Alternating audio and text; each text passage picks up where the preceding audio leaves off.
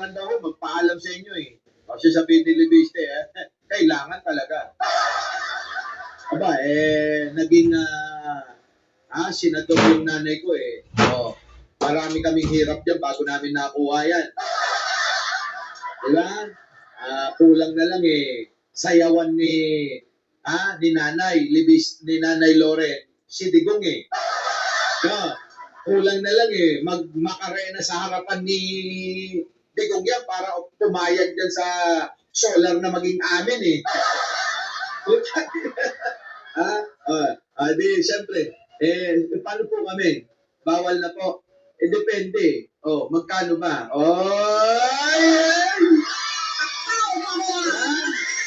Siyempre may presyo yun. Jonaline, Acuña, Shanti. Siyempre may presyo yun. Alam ka naman na Tess Santos si Mary Jane Rivera, wala. Ngayon, magkano ba? Halos magmakarena pa. Hawak ko ang panty. Diba? Mga kababayan, ganyan ang kalakaran nila eh. Dapat pinaglalaroan na lang, no, tayo, habang tayo ay nakakaramdam ng pighati, hirap.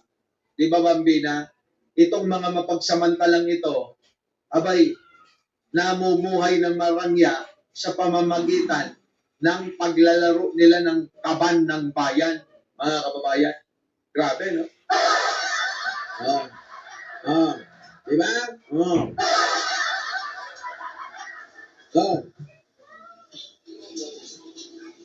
Ombudsman, meron po tayong timeline for the filing of cases po. Thank you. Ito na. Napirmahan ko na yung information. Yung 4PI, ng the information, sorry. Napirmahan ko na yung charge sheet para maano sa PI. At di ba meron tayong mga ghost projects na ditira.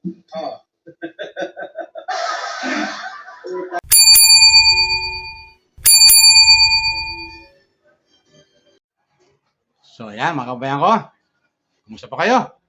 Mga kabayan ko dyan, Luzon, Visayas, Mindanao, hanggang sa ibang bansa, ng mga OFW, kumusta po kayo?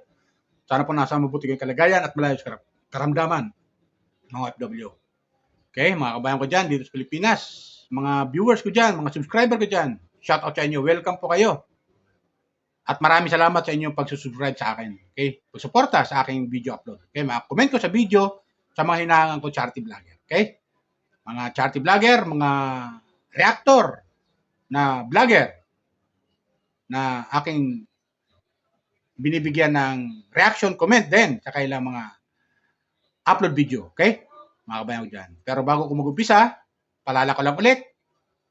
Subscribe lang po kayo sa aking YouTube channel, Randy Chinel. Paki-subscribe, like, share, and comment. Comment lang po kayo sa baba. At no skipad. Okay, mga kabayan ko dyan.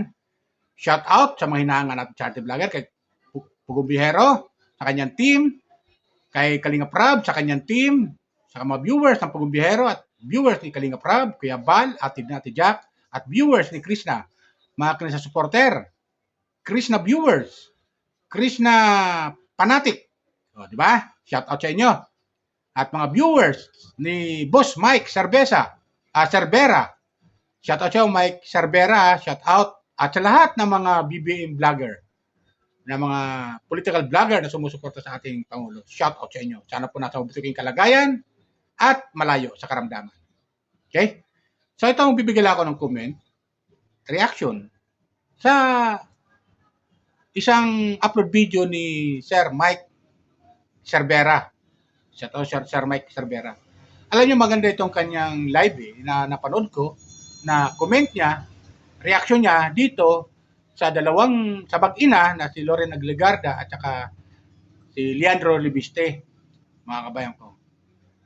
Alam nyo, kasi ito kasing mag-ina ay kakasuhan ng ombudsman.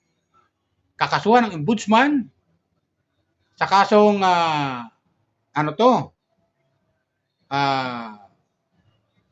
tawag dito yung tungkol sa solar, mga kabayan ko. Tungkol sa solar. Dahil yung prangkisa ng solar na sila nakakuha, na sana sila ang gagawa o kailang kampanya ang gagawa, ang nangyari, makabayan ko, ibininta di umano, sabi ng ombudsman. Kaya kakasuhan sila ng ombudsman. Ako, delikado ito, mga kabayan ko. Maaari silang makulong pag napatunayan. Dahil pwede silang kasuhan ng economic sabotage. Di ba? Pwede silang kasuhan ng economic sabotage. Dito, mga kabayan. So, ito, napanood ko ito sa reaksyon ni Boss Mike Cervera. Shoutout Sir Boss Mike ha. Napakaganda yung kanyang reaksyon dito. Kasi itong si Ombudsman Boyeng Rimulya ay nagsalita nga sa press briefing niya na yun nga ang sinabi. At itong si Loren Legarda ay Senator Loren Legarda at saka si Leandro Libiste ay kakasuhan ng ombudsman. Kakasuhan ng ombudsman ng maaaring economic sabotage na ikakaso dito. Mga kabayan ko. Kasi tayo, kung matatanda natin, nagtaasan ang presyo ang mga bill natin sa Meralco o sa kuryente, sa enerhiya, tumaas yung mga bill natin, di ba? Yung pala sila na makakatulong sana sa ating mga kababayan tungkol sa solar na kailang masabi natin pinakiusap sa gobyerno noong panahon ni Digong na sila ang gagawa ng solar at siyempre bilang mamamayan para makatipid tayo, bibili tayo ng solar. Nagawa nila. Pero hindi ang nangyari, ibininta sa ibang kumpanya. Ibininta sa ibang kumpanya at ito na. Kakasuhan na sila ng ombudsman, mga kabayan. Diba? Itong si Senator Loren Legarda at si Congressman Leandro Libiste. Mga kabayan ko. Ito, kumuha ko doon sa live video ni Mike Cervera at pakinggan nyo yung sinasabi ni Mike Cervera, kanyang reaction at yung sinasabi ni Ombudsman Boyeng Rimulya, mga kabayan ko. Okay? Panoorin natin. Kayo na humusga. Subscribe lang ba kayo, mga kabayan ko? Ha? Comment lang kayo dito sa baba kung ano masabi ninyo. Okay? So, panoorin natin. Sinasabi ni Ombudsman Boyeng Rimulya at yung reaction ni Boss Mike Cervera. Okay? Shout out kay Boss Mike Cervera. Kumuha lang ako ng video clip doon sa video upload mo. Okay? So, panoorin natin, mga kabayan ko. Kailangan daw magpaalam sa inyo eh. Kasi sabihin ni Libiste, kailangan talaga. Aba, naging senador yung nanay ko eh. Oh, marami kaming hirap dyan bago namin nakuha yan. Diba? Kulang na lang eh. Sayawan ni Nanay Libiste, ni Nanay Loren, si Digong eh. Kulang na lang eh. Makarena sa harapan ni Digong yan para pumayag dyan sa solar na maging amin eh. Di, siyempre, paano po kami? Bawal na po. Depende. Magkano ba?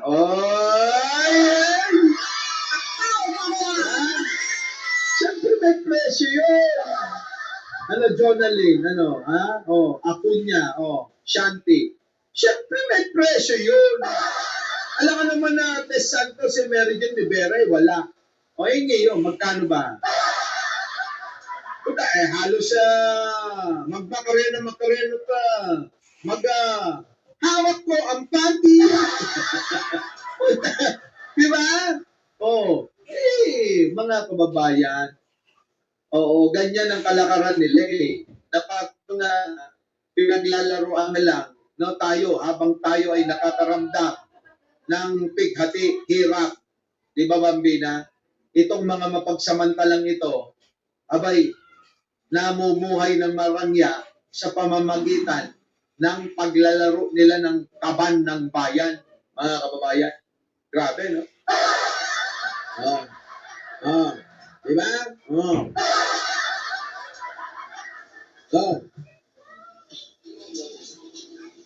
Ombudsman, meron po tayong timeline for the filing of cases po. Thank you. Ito na. Napirmahan ko na yung information. Yung 4PI, ng Dear Information, sorry. Napirmahan ko na yung charge sheet para maano sa PI. At, di ba meron tayong mga ghost projects na ditira. Tayo na. Sabi ni Boying, di ba meron tayong ghost project na tinitira? Tayo na yan. Gagamitin na naman ni Cayetano yan sa'yo. Ito sabi ng mga kababay, di ba meron tayong ghost project na tinitira? Ayun talaga yun.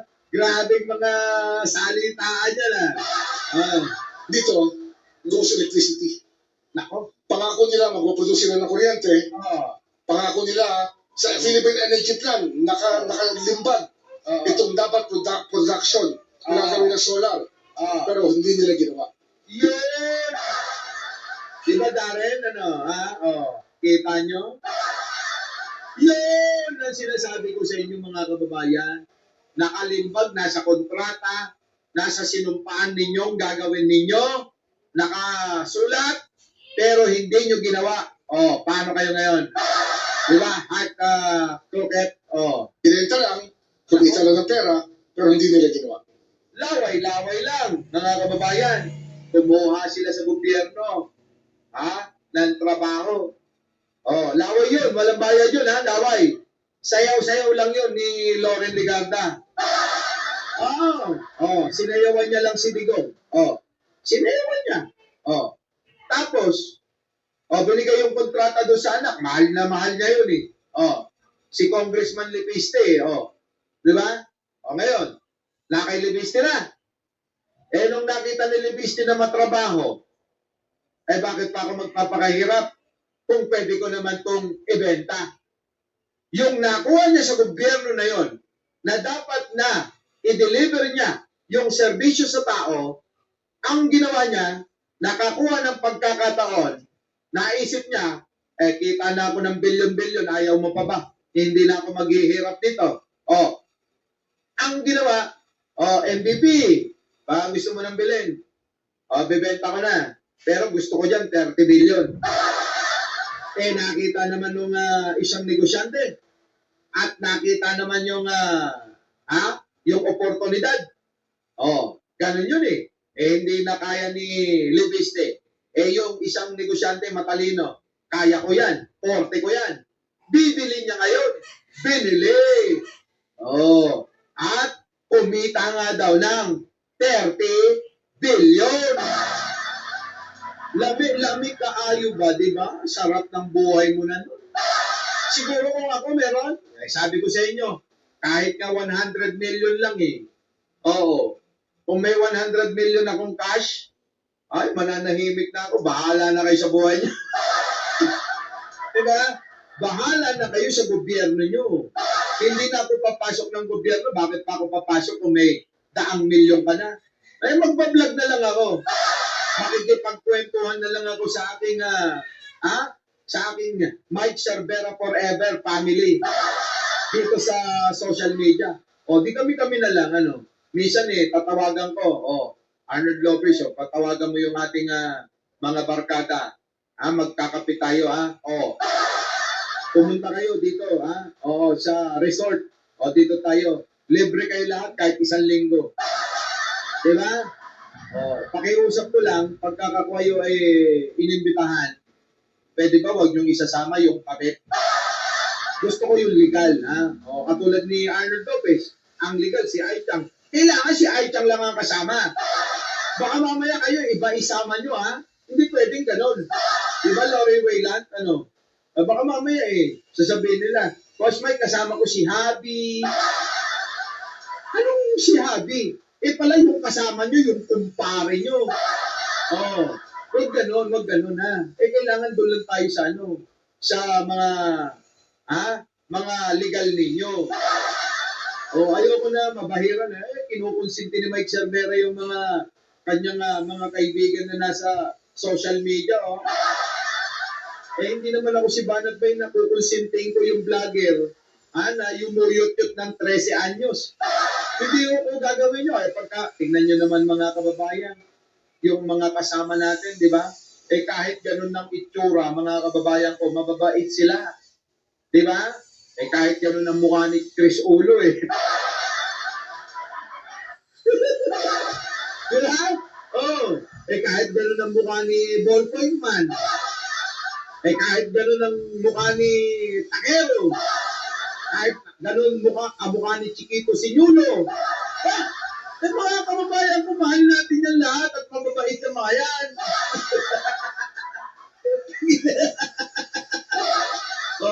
Walang issue ng ng momolesta ng bata. Hindi minor de edad eh. Mos-mos.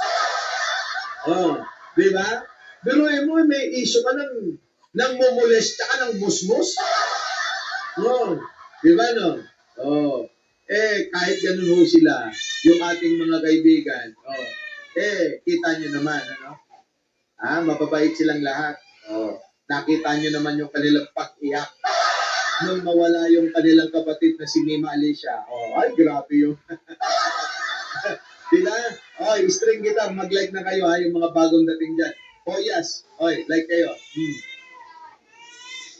Kung meron silang ginawa, kakaunti, kakarampot. Hindi kagaya na pinangako nila, gagawin nila. Kulang. Sabi ko na nga ba, Felix sa Pellerin Sally Patience.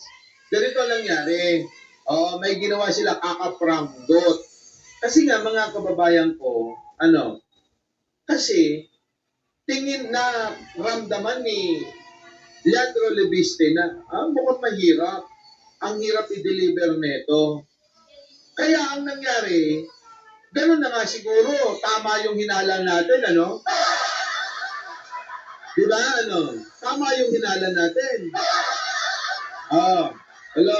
Kasi nga, ang ating, yung ating energy mix, yung ating energy projections, especially Department of Energy, it relies on projections on how much power we will need as a country. So, ang mix dyan, meron dyan na generated ng thermal plants, natural gas plants, diesel plants, coal plants, kasama solar. Yung solar hindi dumating. Kita niyo yung solar hindi dumating? Sino to? Cristina Perillo. Shoutout sa iyo! I-shoutout nyo nga ito. Shoutout kay Cristina Perillo. Yan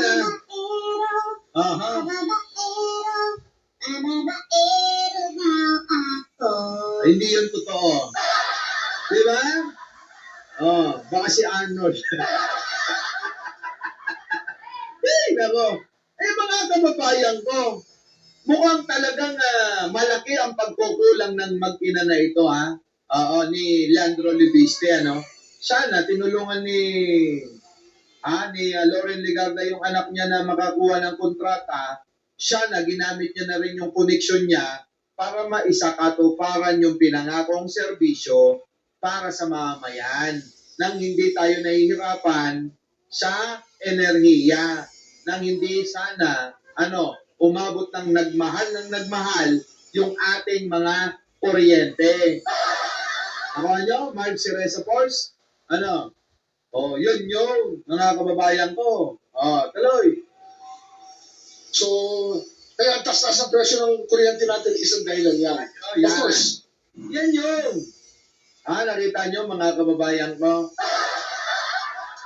Diba Arnold Lopez? Ano yan? Alam mo na mga, aminin mo na kunyari. Diba Trix Sibilyan, Grabe, Inspiration, Uso naman daw ng pangakong napapako. Buti na lang kay Pangulong Bongbong, hindi napapako. Diba? Kay Digong lang napako. Dito sa Manila, ibang usapan naman yung taas ng presyo ng kuryente. Kagaya na sabi ng Pangulo, itong systems loss, isang dahilan kung ba't mataas ang kuryente natin. Pero itong solar na to, na dapat pinroduce at in-accomplish ni Reviste sa kanyang pagkakuha ng prangkisa, ay hindi, naging ghost electricity. Nako, ghost electricity daw! Kanji official, replay tayo, Kanji, Pinay Paparasi, binili yung Central Azucarera sa lugar namin, nasugpo. Daming pera ikaw ba naman magkaroon ng 30 billion? Sige nga, ay sabi ko sa iyo eh. Kaya nangangarap maging senador din yan eh. Baka nga gusto pang maging presidente ang hayop na yan eh. Diba, Nick Candido? Replay? Oo. Diba? Grabe, no? Joshki, Piruin ninyo, Amanda, Akdal. Pero sa dami ng pera hindi mo ba? Baka nga gusto na bilhin yung kalahati ng Batangas eh. Bangladesh, sa dami ng pera, ayaw pang magsipagtigil, kung ako yan, mga kababayan, 30 billion. So ayan, di ba mga kabayan ko? Napanood natin. Ang kagadalan dito, panoorin si Boss Mike Cerver, mga kabayan ko. Hindi ka may stress manood sa kanya. Hindi ka may stress kasi bakit? Nagpapatawa siya eh. Masaya siya panoorin, mga kabayan ko. Kung di pa kayo nakapanood kay Mike Cervera, Boss Mike Cervera, subscribe nyo lang po siya, manood kayo ng kanyang mga video upload. Mga ganda po, mga kabayan ko. Yung kanyang mga reaction sa video, sa kanyang mga live. Okay? Maganda, panoorin ninyo. At dito naman, sa sinasabi ni Ombudsman Boying Rimulya at kakasuhan nga niya, talagang may paglalagyan nga. May paglalagyan itong, itong mag-ina na to. Si Senator Loren Legarda at si Congressman Leandro Libiste. Di ba, mga kabayan ko? Pag hindi sila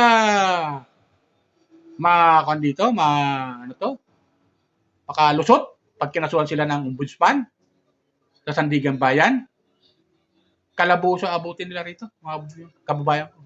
Sa totoo lang, kalabuso ang mangyayari sa kanila rito. Makukulong talaga sila rito. At maaaring,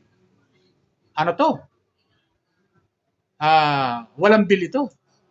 Plunder ang ikakaso ng ombudsman sa mag-ina na to. Plunder. Di ba? Walang bill ito. Ako. Tapos yung maliligayang araw nila, mga kabayan ko, panagkataon.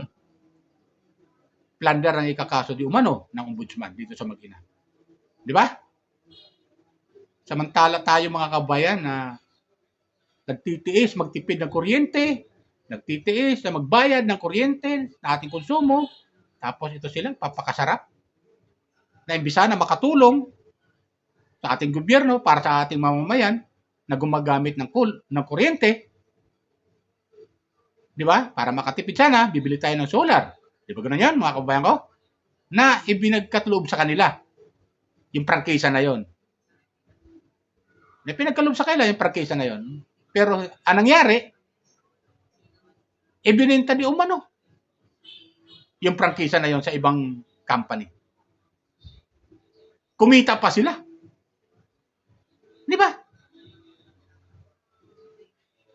Ang galing din diskarte itong mag-ina na to. Kaya pala sila nakakuha ng kontrata sa ating gobyerno. Prangkisa sa ating gobyerno para diyan sa solar na yan, sa enerhiya ng solar, mga kabayan. Ito pala si Senator Loren Legarda. Yun ang dating chairman ng Energy Committee. Siya pala, Energy ba o Finance Committee. Ginamit yung kanyang posisyon pagiging Finance Committee diyan sa Senado para makuha itong prangkisa ng solar na iniakala ng ating gobyerno nung panahon ni Digong ay makakatulong sa ating mga mamamayan. Pero ang nangyari, ang ginawa, dahil sila nga nakakuha ng prangkisa na yon, na dapat sila ang gagawa nun o ang kumpanya nila ang gagawa nun. Para makabili man lang tayo ng murang solar sa kanila, sa kailang sariling gawa, anong nangyari? Ibininta sa ibang kumpanya. Di ba? So, ang iniisip lang nito mag-ina na to, mga kabayan ko, iniisip na ito, yung sarili nila. Di bali tayong magkanda-ugaga sa kababayan ng kuryente, magkanda-ugaga sa pagtitipid ng kuryente, basta sila, masaya sila sa kailang ginagawa. kumita sila. Mapuno lang yung kanilang mga bulsa. Di ba? Hindi lang bulsa ang mapupuno dito. Pati bahay na mapuno. Kung ikakas yung 30 billion na yon. Di ba? Malaking pangkukantalo ito sa ating mga mamamayan eh. Malaking panluloko ito. Masabi nila, panluloko ito. Economic sabotage at maaari yung ngayon plunder na ikakaso ng ombudsman. O, di ba? Nakakainis lang mga kabayan ko. Di ba? Nakakainis lang. Samantala tayo nagtitipid sa kuryente para lang makabayad kayo ng bill. Buwan-buwan. Di ba? Na sana yung prangkisa para sa solar ay tayo mga mamamayan makabili man lang ng solar sa kanilang kumpanya ng murang halaga para magamit natin sa bahay, para makatipid tayo ng kuryente. Anong nangyari? Ibininta. Kaya tuloy, pag bumili tayo ng solar, mga kabayan ko, mahal na ang solar. Ibig sa makatipid tayo, mahal na. Di ba? Kasi itong solar na ito, mga kabayan ko, alam ko naman na marami sa inyo nakakaalam dyan, na mga viewers, na mga mamamayan natin na nakakuha itong solar ng power mula sa sikat ng araw. Kaya pagdating ng gabi, pwede nang gamitin sa gabi para mayroong liwanag yung ating mga tahanan. Di ba ganun yan? Pero anong ginawa nitong mag-ina? Anong ginawa? Ibininta yung prangkisa sa ibang kumpanya. Nabibili natin sa ibang kumpanya ng mas mahal na halaga. Siyempre, negosyo yan eh. Di ba ganun yan mga kabayan ko? Na sana tayo, mga kabayan ko, kung ipinagpatuloy lang nila itong solar dyan sa kumpanya ng mga ligarda, ng mga libiste, di ba? Na makabili sana tayo ng mas murang halaga, anong nangyari? Dahil sa katamaran to, mga kabayan ko eh. Maaaring katamaran, kaya ibinintan lang prangkisa sa ibang kumpanya na silang gagawa na ibang kumpanya. At doon na tayo bibili na mas mahal na halaga. Maaaring gano'n, di ba mga kabayan ko? Comment lang kayo ha. Kung tama sasabi ko. Dapat lang talaga itong dalawa na itong mag-ina na to, si Senator Loren Legarda at saka si Congressman Leandro Libiste. Dapat talaga yung ginawa ng ombudsman. Dapat lang silang kasuhan at managot sa kailang ginawa. Di ba? Tapos yung pinagbintahan, kung totoo man yan, na 30 billion ang halaga, mabawi ng ating gobyerno. Mabawi ng ating gobyerno at ipamahagi sa ating lahat ng mamamayan sa bansang Pilipinas. Di ba ganun yan? Dapat na silang kasuhan at makulong, managot sa kailang ginawa. Okay? Yun lang po, mga kabayan ko. Salamat kay Sir Mike Cervera sa iyong reaction. Kumuha ko ng video clip. Napakaganda ng iyong mga reaction at palagi ako nakasubaybay. Okay? Shout out sa mga BBM vlogger, mga political vlogger ng BBM ni President Bongbong Marcos, Pangulong Bongbong Marcos. Shout out sa inyo mga BBM vlogger. Shout out sa inyo lahat. Okay? Ilan po. Bye. Ingat po tayo lagi. Pagpalay po tayo ng pumay kapal.